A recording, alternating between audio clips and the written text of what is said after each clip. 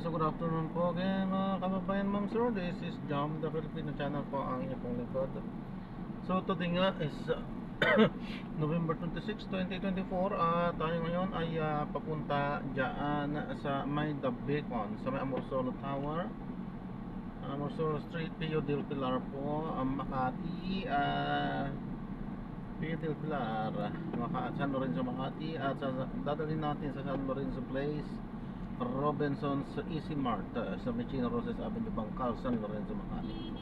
Okay po, so magbabalik po tayo mamayang konti pag nakuha na po natin sila. Sa Timor lamang po ang content po natin ay kalsada at hindi ang passenger. Kaya nga naman, sakasakali man po na may marinig kayo mga pangalan po ng lugar, pangalan ng tao, pangalan ng organizations, government or private man yan, ay wala pong kinalaman ang channel na ito.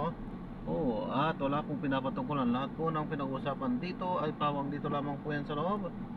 At wala pong pinapatungkulan sa labas.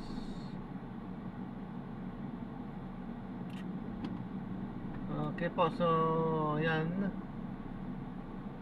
Medyo traffic.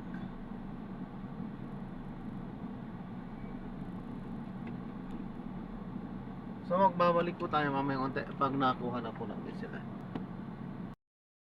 Kaya sabi ko, saan kayo? Mag-Gcash lang ako ng bayad, ha? Sige lang po, ma'am. Ma'am, pinapaalam po lang po. Nagre-record po ako. Kalsada po. Ano po? Iyadaanan po. Okay. At ina-upload ko yan kasi sa aking YouTube channel po, ma'am. Okay. Thank you. So, walang conversation sa politika? Wala po, ma'am. Exit lang po.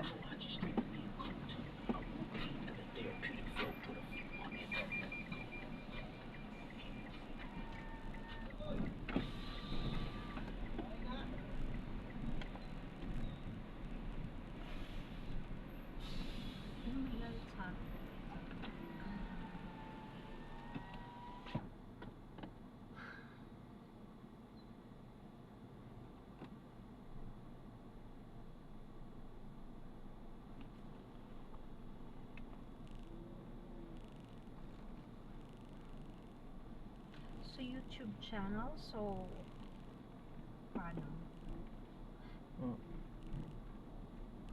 Like every single ride? Anong purpose sa YouTube channel? Yung directions? Opo, ma'am. Pinaka-record ko po kasi siya sa lahat ng aking mga biyahe po. And at the same time, ginawan ko, pinaka-vlog ko na rin po siya, ma'am. Pero regarding the privacy of the passengers, hindi nasasali? Hindi po. Kasi kalsada lang po yan, ma'am. Okay. Kalsada lang po. Well, yung ano dito, audio andito. Pero pagka may mga private conversation naman, Yeah, kasi inaano ko po. that's the danger of it. Opo. Pero pagka ganitong mga ordinaryong usapan natin, hindi, wala na. Ay, nako ka naman, nakikipag-usap ako sa politika. Hindi nagiging Ay! ordinary. Sige po, salamat po. Ida-drop lang yung card. Kala ko kasi ano, pero Wala, resibuhan drop pa lang. nila. Bibigay mo lang ulit yung card na binigay din sa kabila. Ang hilig ko pa naman makipag-usap sa grab driver ng politika. Ngayon, di tayo mag-uusap. Sige lang po, ma'am. Magulo. As long as walang inaatake, walang Ay, problema po doon. aatakihin natin. Aatakihin tayo. Ay, bawal. Posible hindi tayo manatake. Bawal Mga po. kurap, hindi natin atakihin. Meron. Ay, Diyos ko. Hindi nga pwede yun. Nangyaring wala tayong inatake. Pinag-usapan pa. Ako, kuya. Lahat inaatake ang administrasyon. Na dapat pala sa bandang kaliwa tayo. Dito tayo. O kasi magla-left tayo dun sa sunod. Pag-uusapan bang walang aatakihin? Kung sinong tama at mali? Sinong tama sa palagay mo? Ayon sa kanilang mga kadahilanan, ma'am, parehas po silang tama. Pero ayon din naman sa mga kanya-kanyang opinion ng bawat mamamayan, may tama sila at the same time meron din silang mga mali. Pero sa mga safe naman na sagot yan. Hindi po pwede yan. kasi kung Either sila one po or yung the other ka. kasi kung sila pong tatanungin, sila po talagang tama. Kailangan po maging safe. Forever sa kanya. Parang yung sa viral, tinanong yung lalaki, saan ho nag-originate ang crocodile? Alam mo, sagot niya, Ano po? sa Congress, sa government. Wala, at first hindi ko naintindihan bakit ganun yung sagot niya. Yung pala, binaliktad niya, yung crocodile pala is buhaya. No po, pag tinagalog nga. Kaya kaya nasagot, taba ng utak. Naisip ko sa South America, ang sagot niya kasi napakaseryoso ng question, di ba? Tapos ganun pala yung ano. Sabi niya sa sa Congress. Naisip ko, ano ba sagot to? Tapos crocodile pala yung buhay. Yan pala ang tawag nila, buhay. No comment po ako. Diyos ko, yan ka na naman sa no comment na. If I know.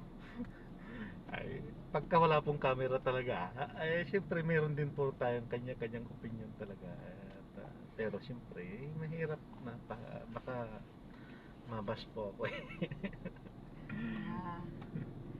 So play safe ka para hindi ka mabash. Opo. Kahit naman anong bait ng tao nababash. Walang problema. Kasi gano'n na talaga ang buhay. Wala pong problema yung pagbabash, pero po sa politika po iniiwasan ko po talaga. Kasi nga politika at religion, mahirap magkomentaryo. Opo, mahirap po eh. Away talaga yun eh. Religion. Hindi ko na nga alam nangyari dun kay, sino ba yung isa, yung pastor? Kibuloy? Anong nangyari? Hindi na rin ako nakakapag Ako rin din na ng news eh. Sa Pero yun nga, na yata. nakakatulong tong telepono, no? Like, yung mga viral. Opo. Yung mga hindi natin alam at hindi na tayo nanonood ng TV, dito natin nakikita sa phone. Doon nga lang po, pagka may mga post lang sa Facebook, ganun yun lang lang. Sa mahirap kasi mag-rely sa post sa Facebook. Ang daming fake news eh. Oh, it's true. Opo. Kahit Kaya, news, fake naman, di ba? marami din po talaga. Meron yung, di ba dati nga, inano ni Duterte na may mga nababayaran daw talaga. Oo, of course. May pera-pera lang. At actually may nakatrabaho din ako sa Saudi dati. Siya din mismo yung buhay na nagpatotoo na talagang pera-pera. Kasi nagpa-interview sila dati doon sa kanila. Hindi ko pa pangalanan yung lugar nila. Hindi yun inere kasi umatake sa kabila. Hindi siya inere. So, ibig sabihin, pagka hindi siya pabor, hindi siya pabor, correct. Ang mga media ngayon, parang ang hirap-hirap na nilang hindi na natin. Parang, they're just into the news, pero hindi lahat ng facts talaga nakikita. Kasi nakakatakot nga naman.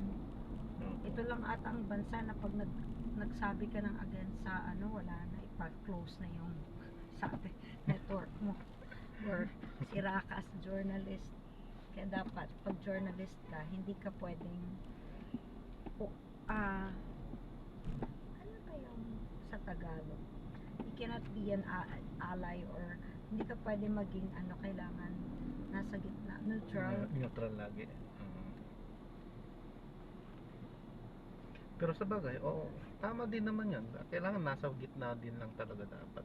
Dapat news lang. Ito lang Kasi hindi mo mai-deliver ng tama yung balita. Pero kasi nagkakaroon ng sarcasm, like yung mga interview, naging sarcastic yung journalist sa isa.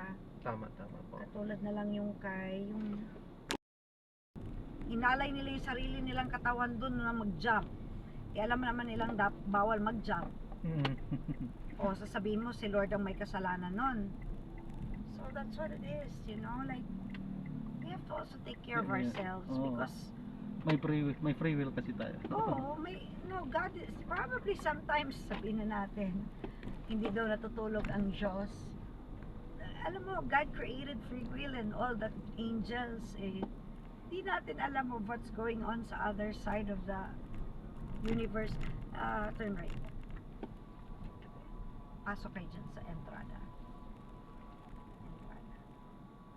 Tapos diretso kayo sa lobby. What's your number? 0949 Yeah. 127 5858. 50.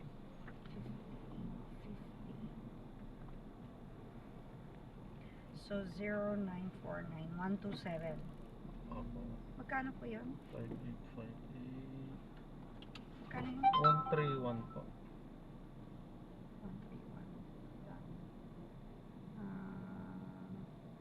Who's this? Joan? Oh, Joe? John M. Yes po. Yan po yung Here. I already paid 131. Yes, Thank ma'am. you. Thank you, ma'am. God bless po. Ingat ka sa mga ginagawa mo. Salamat, ma'am.